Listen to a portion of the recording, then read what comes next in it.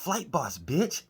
For sure. You're now listening to the Mind of an Antares Moon. I am the Royal Archangel Uriel, and I'm here to carry out God duties and motherfucker responsibilities. And this video right here is going to be about what was the language in Babylon and what is Babylon and things of that nature. Now, here's the thing. Now, this is very simple.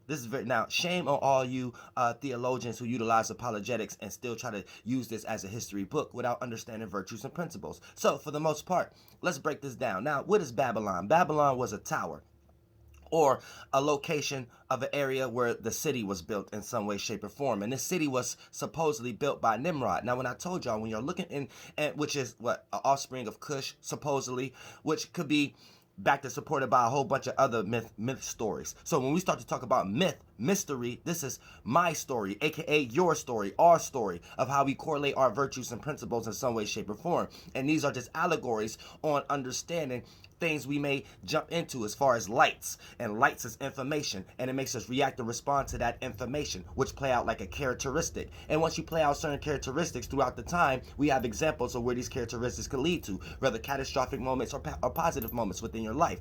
So once we want to talk about the Tower of Babylon, the tower, this is something that have been built, right? So Babylon, this is the confusion of language. Now, you might get lost thinking it's a history book and start thinking that this has something to do with actual language, knowing that the language, how to speak as God, and the language of angels and demons is understanding virtues and principles and the way that these things moves, and the correlation that it has with as above, so below, aka internal, external. Now, for the most part, here's the thing.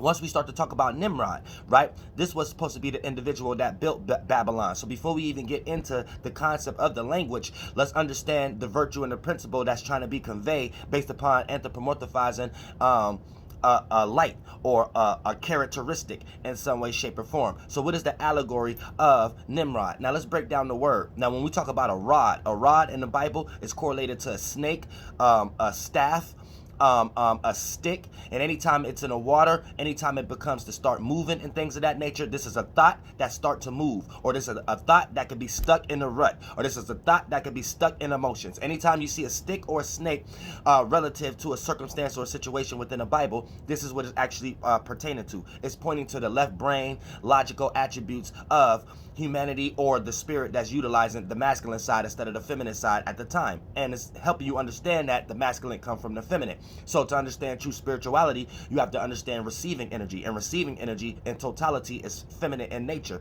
and then external, aka pushing out, is masculine in totality. This is how we got plugs and sockets, but that's a different video. But like I said, right, understanding this concept, once we start to talk about Nimrod, the rod is like a staff, it's like a stick. So this is masculine, a light that you can see, or a thought, or that's have been externalized in some way. Now you have Nim in front of it, right? So based upon different ways of knowing how they came to the correlation of trigonometry and coming with the N and the I and the M, it's back to supported by the virtue and principle of stealing. So, in all realms of realities, it might be a person that utilize stealing in some way, shape, or form, or masquerading. So keep that in mind also, aka what's the con and things of that nature. Being a con in some way, shape, or form, where you're not necessarily stealing, but you could be persuading someone else to give you something, where it's kind of like you're talking the socks off of someone else in the middle of wintertime. So it's kind of like you are stealing, you're just coming up with other attributes to do it. So this is Nimrod, the stealing thought. So Nimrod represents a virtue and principle of a stealing thought. Nimrod is not necessarily a person. Nimrod is whatever the author was trying to convey of a spirit that have been lost into the thought, the man, the person, aka the thought. That's a thought of stealing. You see what I'm saying? So that's Nimrod. Once we microize things, I made that word up. When we look at the macro and try to understand it from our perspective, we make it in our size and microize it. AKA, you got astrology, then you got your fucking watch from motherfucker 1 to 12 o'clock. You learn something. So this is what Nimrod represents: the stealing thought. Now, the stealing thought that built Anytime you build something on lies, it's going to fall in some way, shape, or form. So anytime you hear thy, thee, or God, these are different terms for a spirit travel. So when you're thinking about your own spirit in some way, shape, or form, right? We're talking about a spirit in spring, or a spirit dealing with the Aryan. Aryan, not necessarily a civilization. It's talking about going through a period of time of the first 30-degree spectrum of spring. And when spirits react and respond, when spirits, entities, and bodies, deities react and respond to that seasonal transition, this gives birth and life and death, aka the transformation energy. So this takes us into red, or passion, or frustration, or super excitement in some way, shape, or form. So once we start to talk about the Tower of Babylon and Nimrod, the stealing spirit. Now, the stealing thought. Now, once you built something on a thought that's a lie, or a thought that you have stole from others, here's the thing.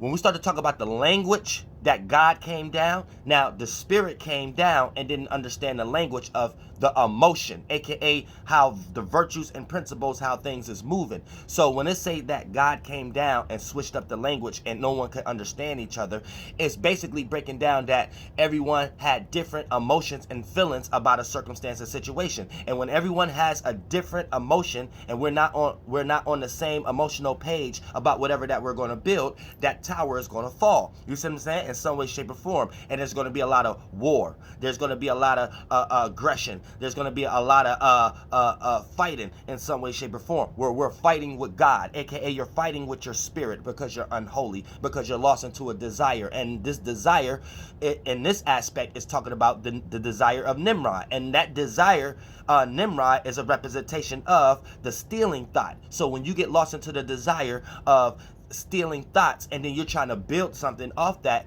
aka you're not going to have no agreeable energies around you when it comes to emotional connection. So it don't matter if people were sharing the same language or not. It's not talking about people that God came down and switched the language. Now you got Japanese language. Now you got, no, it's talking about the spirit came down and change everybody's emotional stance on something. So everybody has a different emotional stance on something. So there's no agreeable. So when you can't agree on something, you can't build a business with a group of individuals that you can't agree on terms and conditions with. You see what I'm saying? So for the most part, this is what it's actually talking about, how to correlate your virtues and principles when you're trying to do something amongst others. And when you guys can't agree with an emotional standpoint on something, that's you guys' spirits coming down, creating confusion, where you think something is one way, but it's another way, regardless if you guys are sharing a fucking physical language or not. So stop trying to take this book and utilize it as a history book, because this is why you're going to get lost in 2,000-year-old arguments, thinking that there's prophecies being set and prophecies being motherfucking coming to be, where you need to understand whatever that they was going through back then, aka the authors of these books. We was going through the same trial and tribulation now. And once you understand the virtues and principles, you'll be able to be in the now to get your life together without waiting for something, thinking that it's going to come into your life now and change something for you, all the way to the point that you die in that energy. And you think that you're dying for the right cause of thinking that you're going to some type of place that's holy, where we know holy is negative, esoterically. So keep that in mind also. And I love y'all from the bottom of my heart. And that is the motherfucking Tower of Babylon and what it's actually trying to convey.